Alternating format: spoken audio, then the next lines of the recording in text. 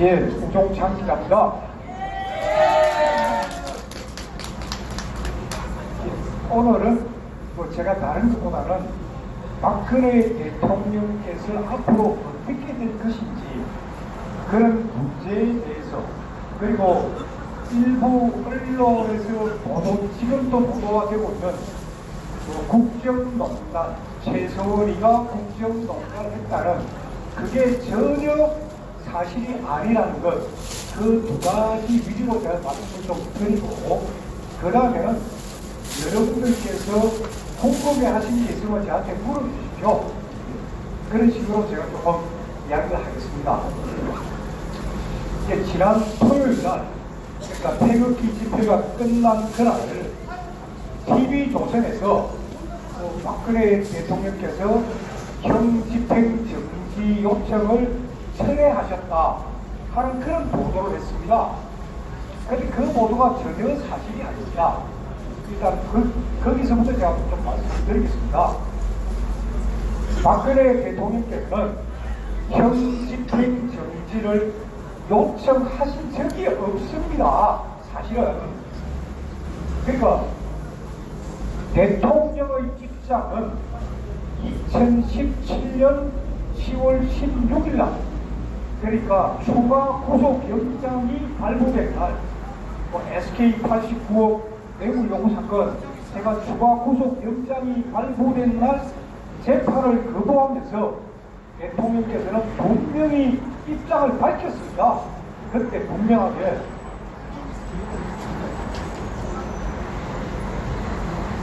내용은 길지 않지만 제가 간단하게 핵심만 좀 들려드리겠습니다. 대통령께서는 향후 재판은 재판부의 뜻에 맡기겠다.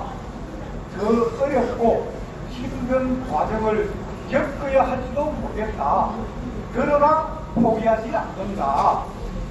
저를 믿고 지지해 주시는 분들이 있고 언젠가는 반드시 진실이 밝혀질 것이라고 믿기 때문이다 라고 말씀하셨고, 그 다음에 끝으로 법치의 이름을 빌린 정치 보복은 저에게서 마침표가 찍어졌으면 한다.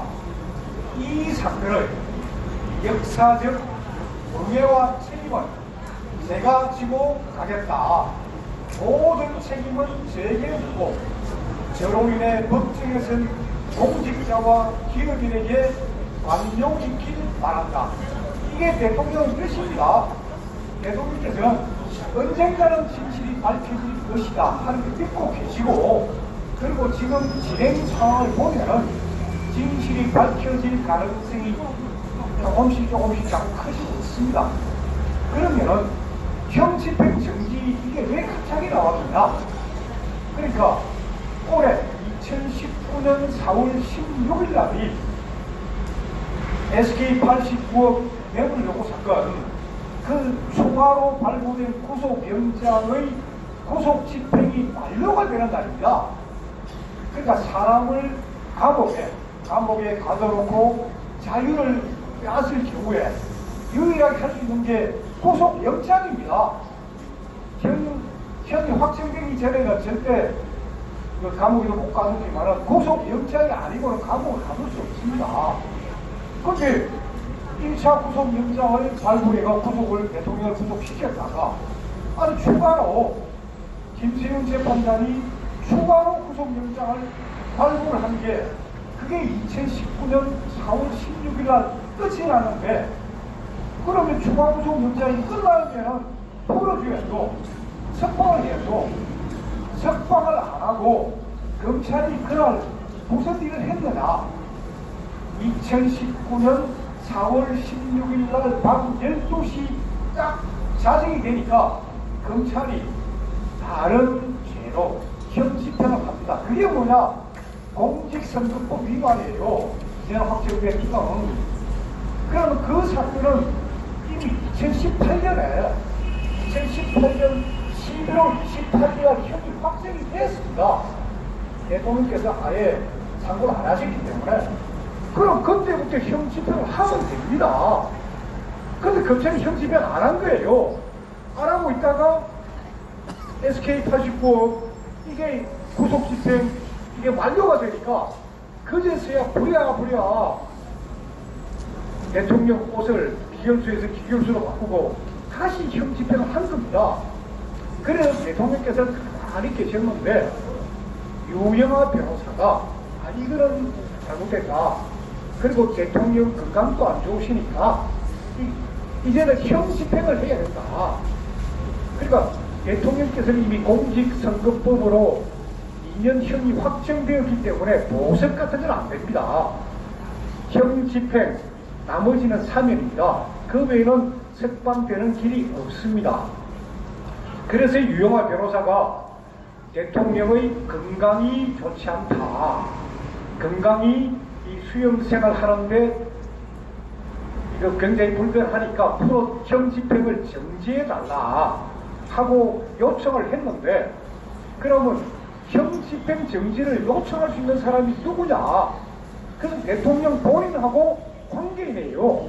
법에는 아무나 게 아니에요. 대통령 본인 또는 관계인밖에 할 수 없습니다. 그러면 관계인이 되려면은 대통령의 위임장이 있어야 됩니다. 대통령께서 나에 대한 형 집행 정지 요청을 좀 해달라. 당신한테 위임하겠다. 그렇게 해야 가능한데, 그때 검찰은 유영하 변호사가 요청한 형 집행 정지 이 부분이 소위 법적인 요건이 없는 서류입니다. 그럼에도 워낙 이 대한민국 국민들 사이에 분위기가 안 좋으니까 그걸 받아들인 거예요. 받아들이고는 검사 한 명을 서울구치소에 보내고 대통령 건강 상태를 뭐 살피겠다는 듯이 막 이런 쇼를 하다가, 그리고는 감옥 생활하는데 전혀 지장이 없다 하고는 소위 기각을 시켜버린 겁니다. 그러니까 검찰이 완전 장난을 친 거예요. 아예 그러니까 신청할 이 조건을 갖추지 못한 서류를 받아들여가지고, 그래서 제가 그렇다면은 이건 조건을 안 갖춰도 검찰이 받아들인다면은 좋다, 그렇다면 나도 하겠다. 그래서 제가 두 번째로 형 집행 정지 요청서를 제가 검찰에 제출을 합니다. 그것도 제가 혼자 한 게 아니고 5명의 변호사들을 도와주는 그 변호사들하고 공동명의로. 그러면 형 집행 정지 요청서는 서울중앙지검 민원실에 가서 제출하는 게 아닙니다. 서울중앙지검 공판부에다가 제출해야 됩니다. 공판부 검사들이 형 집행을 담당을 하니까. 그래서 제가 그 서류를 들고 공판부에 가니까 처음에는 못 받아주겠다 그거예요. 대통령 위임자가 없지 않느냐. 그럼 유영하 변호사도 대통령 위임자가 없는데 받아주었다. 나는 왜 못 받아주느냐. 그리고 저를 도와주는 변호사분 중에 한 분이 최명성 변호사입니다. 최명성 변호사는 대통령 1심 사건의 변호인이었다. 그렇기 때문에 우리도 신청한다 하니까 검찰이 받아주는 겁니다. 받아주고는 고민을 하다가 기각을 했어요. 그래서 기각 사유를 공개하라니까 그건 공개하지 못하겠다. 그래서 이제 그 부분을 제가 그 행정소송을 제기를 하려다가 일단 안 한 상태에서 결국 대법원에서 이제 최종 판결이 내려지게 됐습니다. 자, 대법원에서 그때 김명수 대법원장이 대통령 형 확정하면 됩니다. 뇌물죄도 유죄고 직권남용도 유죄고 강요도 유죄고 뭐든지 유죄다 하면 끝납니다. 그런 모습이 사면 또 예상될 수 있어요. 근데 김명수 대법원장은 어떻게 했습니까? 파기환송이에요. 다시 재판하라예요. 자, 그러면은 지금까지 대통령 사건 한번 보십시다. 대통령이 만약 죄가 있으면은 아니 대법원에서 그냥 죄 확정하면 되죠. 그러면 이 정권에서 좋다, 또 사면해주면 됩니다. 지금 대통령이 죄가 없는 거예요. 그래서 물론 이제 저를 비롯한 여기 태극기 국민들께서, 특히 우리 공화당 당원들께서 대법원에다가 그때 직권 파기를 위한 의견서 제출을 많이 했습니다. 대통령 사건은 아직 확정된 게 아니다. 이게 직권 파기 의견서를 제출하고, 그리고 이제 대법관들 중에서도 조희대 대법관, 박상옥 대법관, 이동원 대법관, 그런 대법관들이 이 대통령 사건 이거 확정 못한다, 다시 재판하게 해야 된다, 특히 뭐 승마 매물 이건 도저히 이제 못한다. 그래서 대법원도 결국은 대통령 또 다시 재판, 최서원 또 다시 재판, 이재용 부회장 또 다시 재판이에요. 그러니까 대통령 사건 아직 하나도 확정된 게 없고, 다음 두 번째, 이미 확정된 공직선거법 2년 그 사건도 재심을 우리가 할 수가 있습니다. 신청을. 그럼 재심을 한다면은 재심 그 사유가 있어야 됩니다. 그러니까 증인이 법정에서 위증을 했거나 또는 검찰이 소위 제시한 증거가 그게 위조 서류라든가 하는 재심 사유가 있습니다. 공직선거법 위반 같은 경우에 아니 대통령은 대한민국 통치자이면서 소위 정당의 소위 말 대표입니다. 대통령이 정치 행위를 하는 건 당연한 거예요. 그게 어떻게 공직선거법 위반입니까? 대통령께서 아까 제가 말씀했지만은 조사 이 재판에 안 받겠다 했기 때문에, 그러나 보니까 형이 확정이 된 것이지 하나도 사실관계 다툰 것도 없고, 그리고 2심에서 형이 확정되었을 경우에 국선 전담 변호사가 바로 일주일 안에 상고하겠습니다 하는 상고장만 제출하면 되는데 그 변호사가 그걸 안 한 거예요. 그것은 국선 전담 변호사가 그거는 직무유기한 거예요. 기본적인 일인데. 그러니까 공직선거법 위반에 대해서도 우리가 재심을 청구할 사유가 있습니다. 그것도 바로 잡아야 됩니다.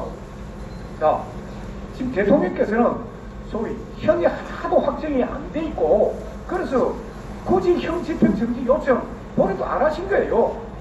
다만 유영아 변호사도 안타깝고 저도 안타깝고 서울구치소에 계시는 것보다는 어쨌거나 서울 내곡동 집에 계시는데 그게 우리들 마음이 편하니까 그래서 그걸 냈던 겁니다. 그건 대통령 뜻은 아닙니다. 그래서 대통령께서는 그냥 형 집행정지 요청 안 하시고 그냥 계시는데, 자, 대통령 사건 보십시다. 지금 우리가 이 역사 이걸 바로잡기 위해서는 물론 이 대통령 사건은 사실은 재수사를 해야 됩니다. 재수사를 하는 게 맞는데 재수사 전에 일단은 재판이 진행 중이니까 재심을 우리가 재심을 신청을 해야 됩니다. 재심. 그러니까 아까 제가 말씀드렸지만은 증인이 허위 위증을 했을 경우에 그러면 대통령은 미르재단 설립, K스포츠 재단 설립과 운영에 하나도 개입한 것 없습니다. 그럼 미르재단 설립을 좀 주도하고 미르재단 이사장, 이사들 설립한 거 누굽니까? 전부 다 차은택이에요. 그 기록에 다 나옵니다.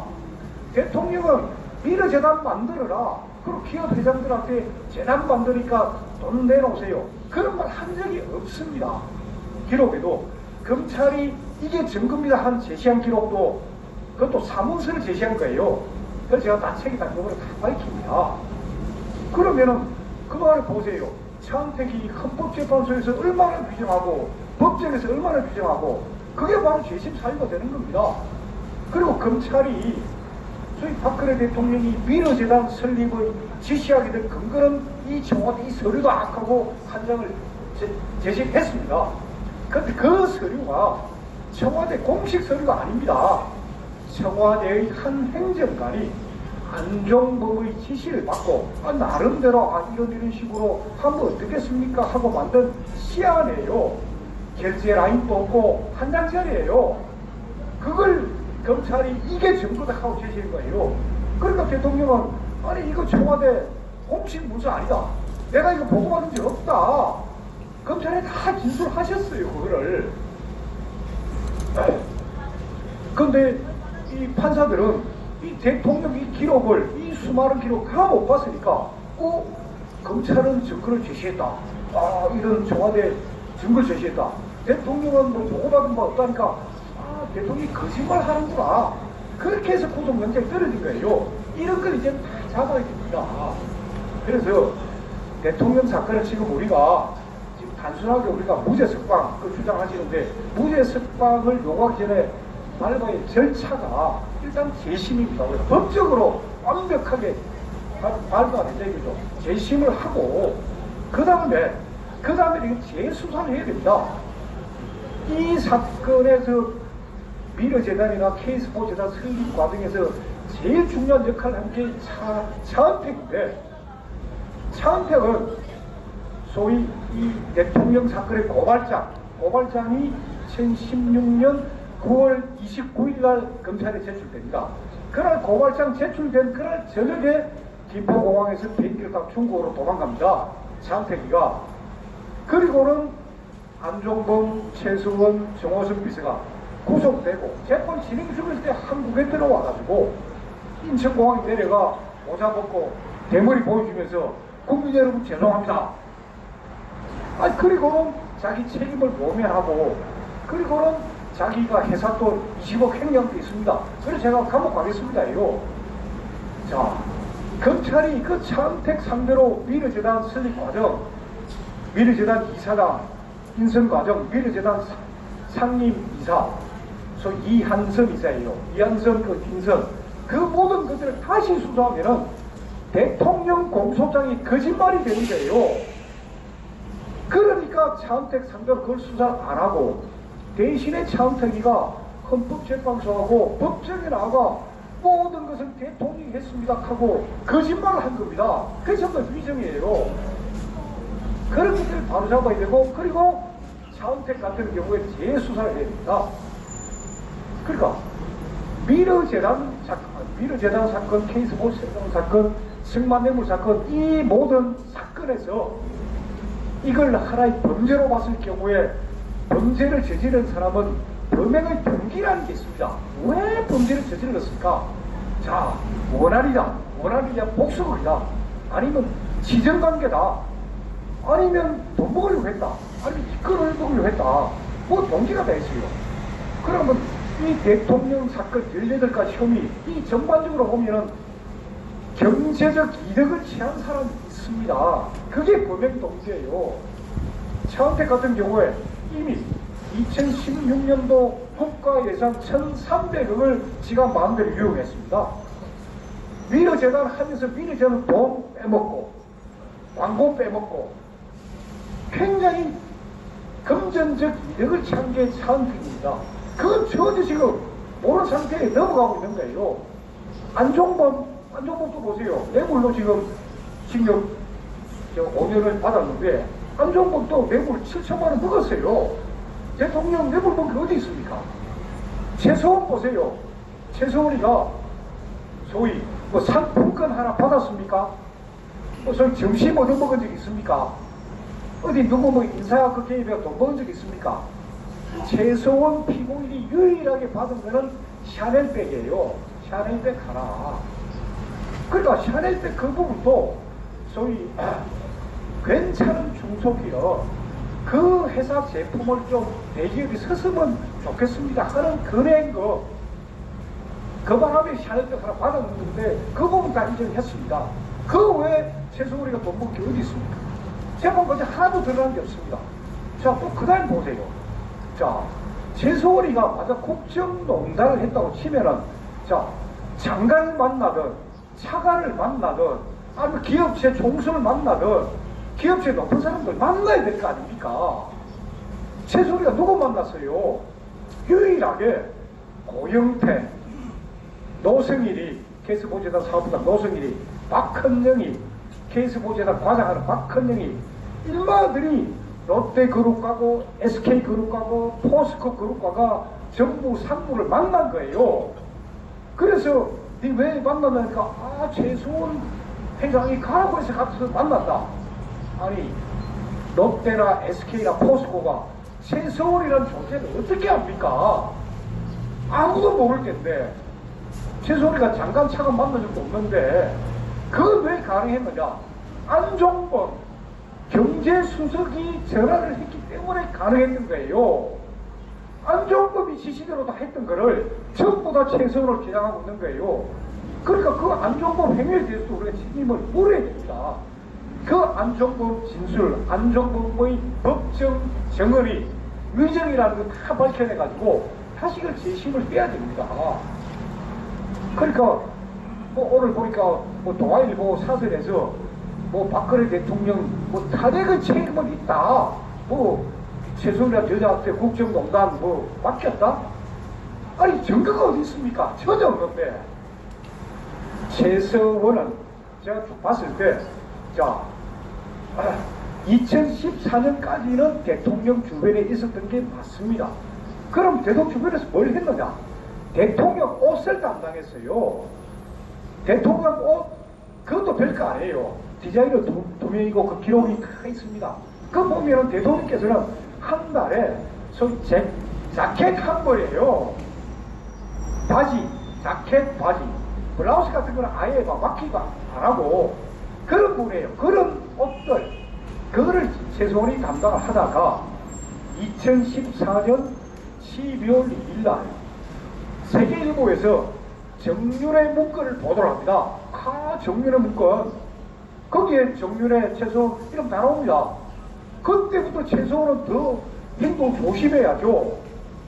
그러니까 청와대 못 들어갑니다. 그때부터 의상은 윤전추 행정관이 신사동 의상실 가가지고 찾아가고 계속 옷에 맞추고 그 일을 다 했던 거예요. 그리고 자 2015년 5월 8일이 최서원의 딸 정윤아가 애를 낳은 날입니다. 애를. 정윤아 보세요. 결혼식도 안 올렸습니다. 그냥 남자하고 우치하다 보니까 애를 놓은 거예요. 최서원 입장에서는 얼마나 이게 창피스럽습니까? 그래서 정유라가 애 놓게 되니까 그때 정유라하고 다 데리고 독일로 갑니다. 갈 때 정유라가 타고 다녔던 말 4마리, 그러니까 2014년 인천 아시안게임 거기 승마 나가가지고 금메달 딴 그 말 4마리들 다 배에 싣고 독일에 갑니다. 그리고 그때 최서원이 박근혜 대통령이 이렇게 이야기를 합니다. 기록에 다 나옵니다. 저는 이제 딸내미가 시집도 안 간 딸이 낳았습니다. 대한민국에서는 창피해서 못 삽니다. 그래서 독일 가가 정유라는 승마 가르치고, 그리고 저는 독일 가가 말장사. 독일이 왜? 말의 종주국입니다. 승마도 독일 최고예요. 독일 가가 저는 말장사 하면서 제가 앞으로 먹고 살겠습니다. 그리고 하고는 독일로 가버린 거예요. 무슨 국정농단을 합니까? 그런데 독일에 있던 최소원한테 이제 박원호, 대한승마협회 옛날 전부 출신이고 승마협회에서 공금을 횡령한 일로 감옥까지 갔다 온 사람이 복수심에서 최소원을 활용을 한 거예요. 그 바람에 최소원은 그러니까 삼성에서도 삼성이 왜 승마지원을 하느냐? 그것은 2020년 동경올림픽 승마대회 개장한 겁니다. 그게 대통령께서 이재용 부회장한테 삼성이 승마협회에 좀 맡아달라는 이유도 올림픽 대비할 선수 필요하다는 거지 정유라 말사주라 그거 아닙니다.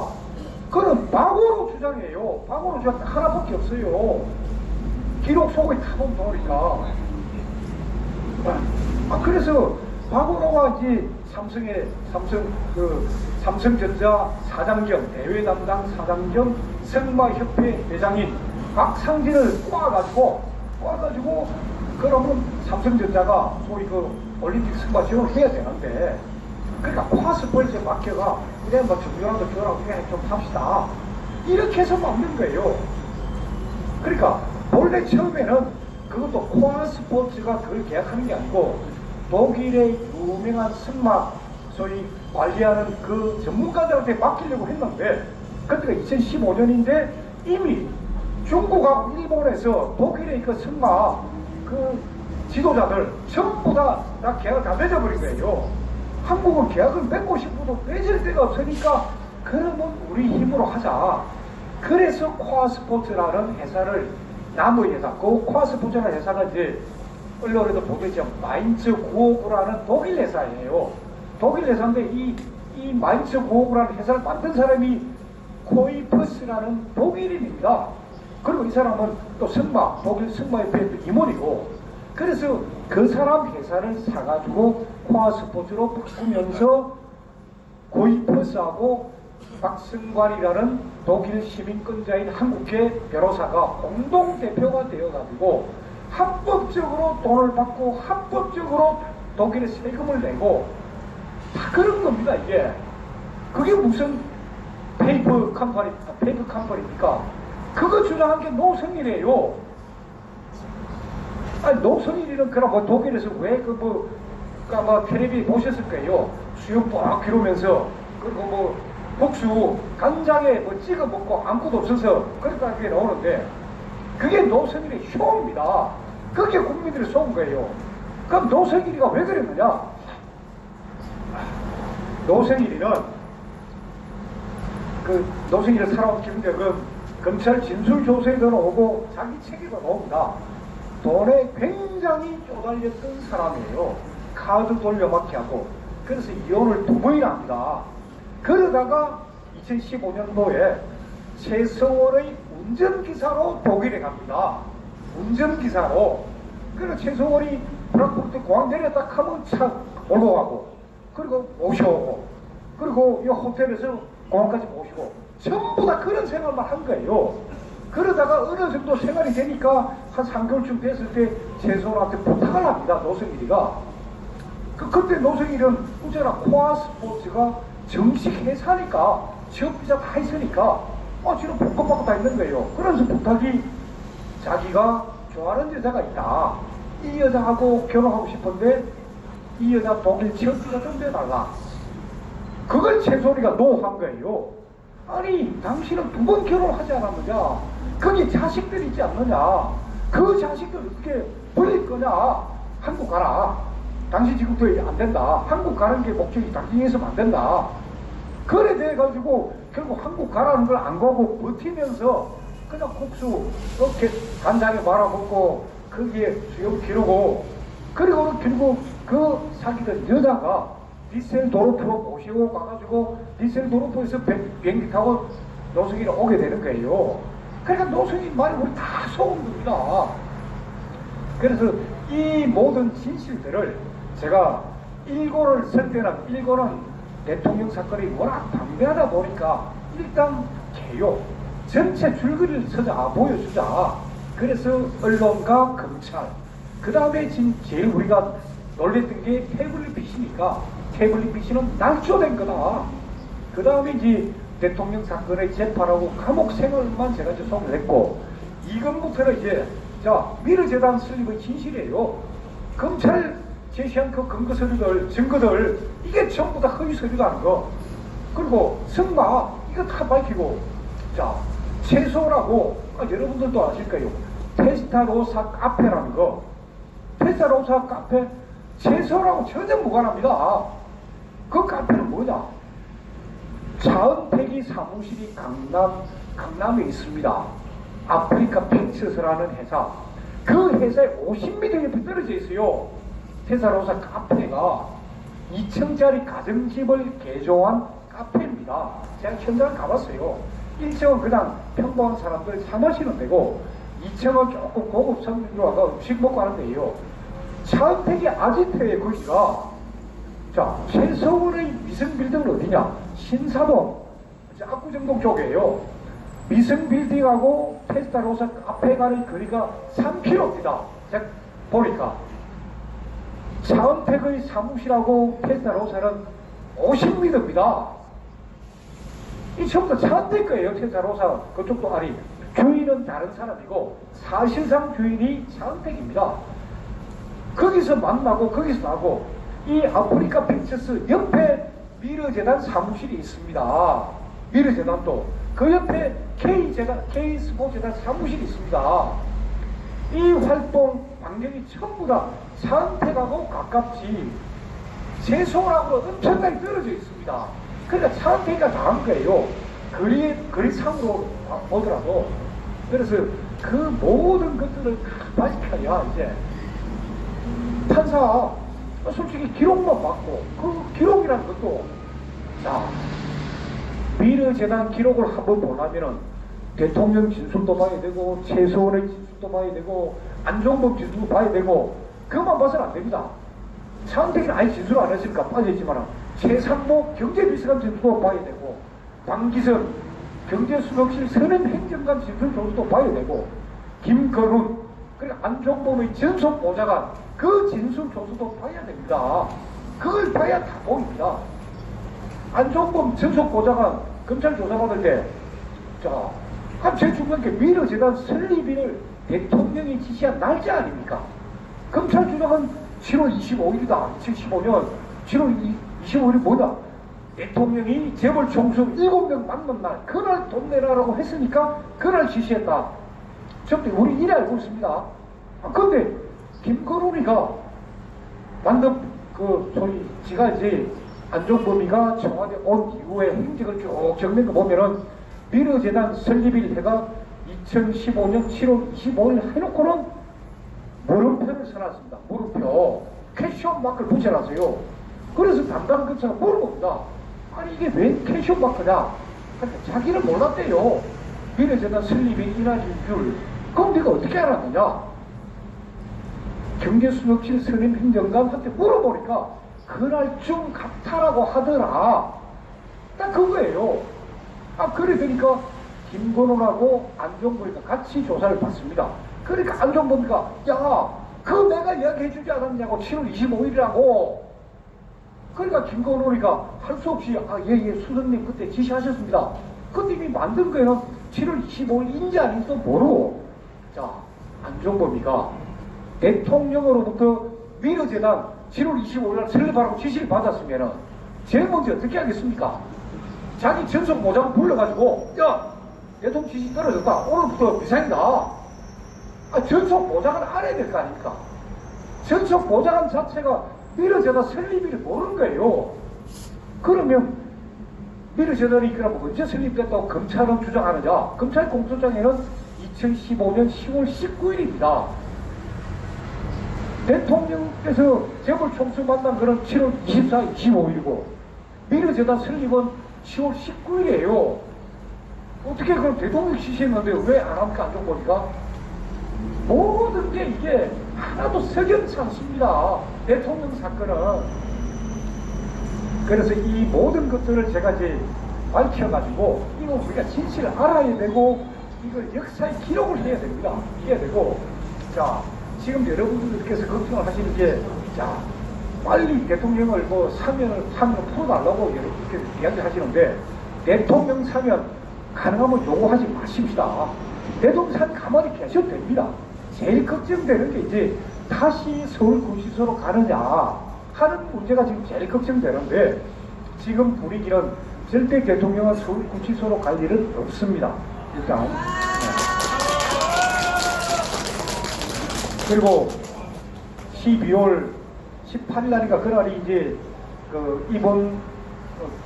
입원하신 지 이제 석 달 되는 날인데 그때쯤 되면은 지금 이제 어깨 두 군데 다 수술해야 되기 때문에 일단 강남 성모병원에서도 한쪽 수술하고 그 다음 수술도 해야 된다. 그래서 앞으로 석 달 더 필요하다. 지금 일단 그런 분위기는 지금 조성이 돼 있습니다. 조성이 돼 있고 그리고 또 하나 사면의 전제 조건이 뭡니까? 형 확정이에요. 형이 확정이 돼야 사면하는 거예요. 대통령은 아까 제가 말씀드린 재판 거부하신 거예요. 진실은 언제까지 드러날 거 아니에요. 그걸 맺기 때문에 재판 거부하신 겁니다. 그러면은 형 확정 지금 파기환송됐으니까 형이 언제 확정되겠습니까? 형 확정 간단한 방법이 있습니다. 대통령은 항소도 안 하셨고 상고도 안 했습니다. 2심, 3심 재판 안 했습니다. 나 안 한다. 그럼 대통령 사건이 왜 여기까지 왔습니까? 검찰이 상고를 한 거예요. 검찰이 형 약하다. 형 더 때려달라. 검찰이 상고해서 여기까지 온 거예요. 그러면은 지금이라도 검찰이 상고 포기해버리면 됩니다. 검찰이 상고 포기장 대법원에 제출하면은 대통령 사건 다 확정입니다. 대통령 지금 이 정권 보세요. 이 정권이 언제든지 마음만 먹으면은 윤석열 총장한테 야 상고 포기해라. 상고 포기하면 끝납니다. 상고 포기하고 그러면 꼭 절차 한 일주일 지나고 그 대통령 3일은 끝이에요. 이거는 대통령께서 원하시는 게 아니고 지금 흐름이 그렇습니다. 돌아가는 흐름이 그렇고 지금 이 정권이 워낙 국민들의 저항이 거세니까 지금 계속 눈치를 보는 그런 기사들을 띄우고 있습니다. 그게 언론에서 이야기하는 애드벌룬 기사예요.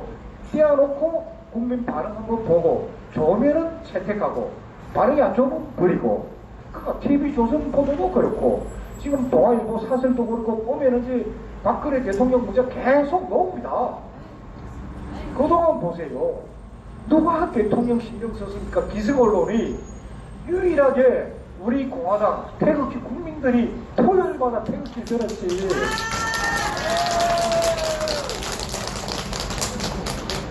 네.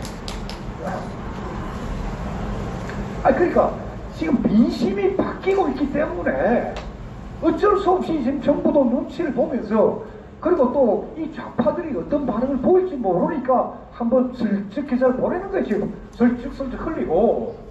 그러니까 지금은 어쨌거나 지금 뭐 TV조선 보도에 따르면 내년 3월 1일까지는 지금 무조건 병원에 계신다는 거 아닙니까?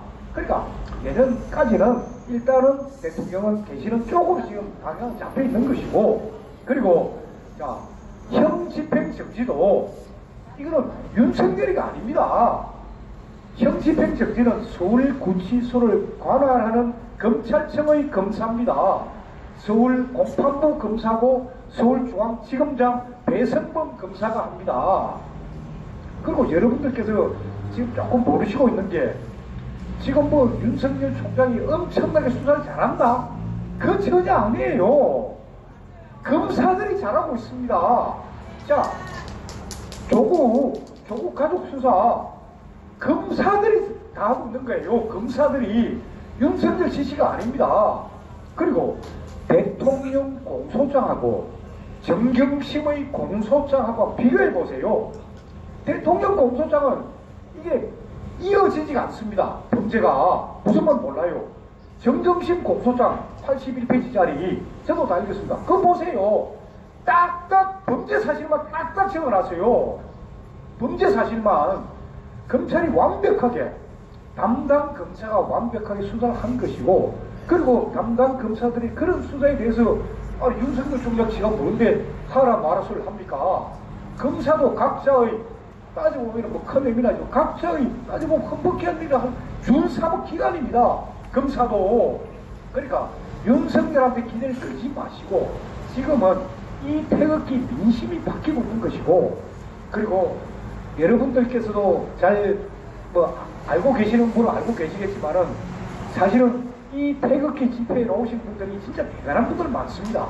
저는 기자이기 때문에 제가 이렇게 물어보는데 소위 현직 검사 아버지도 있습니다. 그분도 태극기 집회 들고 지금 한 3년째 나오고 있습니다. 현직 검사 아버지도 있습니다. 현직 판사 부모님도 있어요.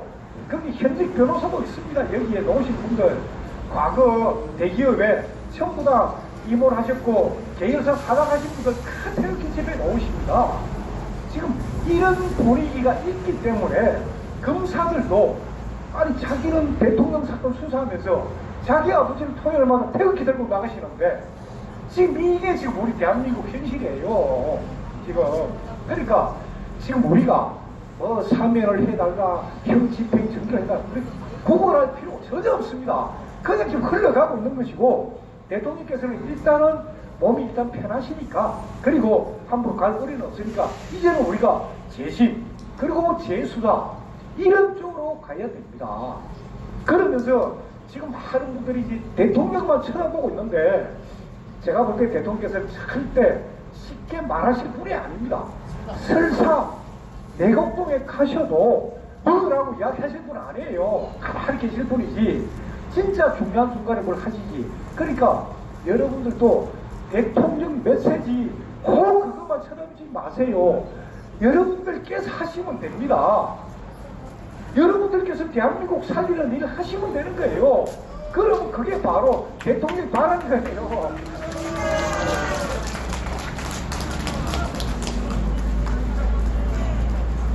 그래서 사실은 지금 대통령 사건의 이 큰 줄거리는 제가 볼 때는 이 태극기 집회에 나오시는 분들, 특히 이 우리 공화당 당원들께서 제일 많이 알고 계십니다. 지금 알고 계시는 게 이 진실에 대해서는. 근데 그게 지금 자꾸 전파가 되고 있고, 그리고 지금 박근혜 대통령 사건의 진실을 좀 이제 궁금해하는 그런 국민들도 많이 증가를 했고, 그래서 이제 우리 공화당이, 제가 볼 때는 공화당이 비록 의석은 둘밖에 없는 아주 군소 정당이지만은 정당에 의존할 게 아니고 우리 공화당 스스로가 선거혁명을 해야 됩니다. 스스로 외연을 키우고 스스로 대통령을 물론 대통령도 봐야 되겠지만은 대통령 쳐다볼 게 아니고 스스로 그 아이디어를 내십시오. 그리고 아마 지금 내년 4월 총선에 대해서는 대통령께서 분명히, 제가 볼 때는 메시지는 나옵니다. 대통령께서 분명히 앞장서실 겁니다. 대통령께서. 네. 본인이 직접 앞장 안 서고 지금 야당에 제대로 된 후보가 있으면 그 사람 밀어주겠는데 그런 사람 지금 없는 거예요. 없다 보니까 지금 시도도 안 가고, 그러니까 대통령께서는 본인께서 나서는 게 아니고 본인이 총알바지, 모든 총알 내가 받겠다는 총알바지 역할을 하면서 아마 결국 이 내년 총선을 제가 볼 때는 그렇게 본인께서 하실 거예요. 그러니까 지금 조은진 대표도 30대, 40대, 50대로 세대교체 해야 된다. 20대도 포함해가지고 그런 얘기도 하는데, 그게 제가 볼 때는 그게, 제가 아직 대통령 뜻은 모르지만 그게 대통령 뜻이에요.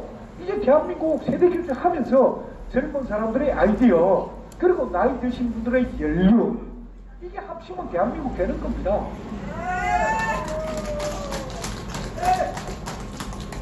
아유, 죄송합니다. 너무 길었습니다.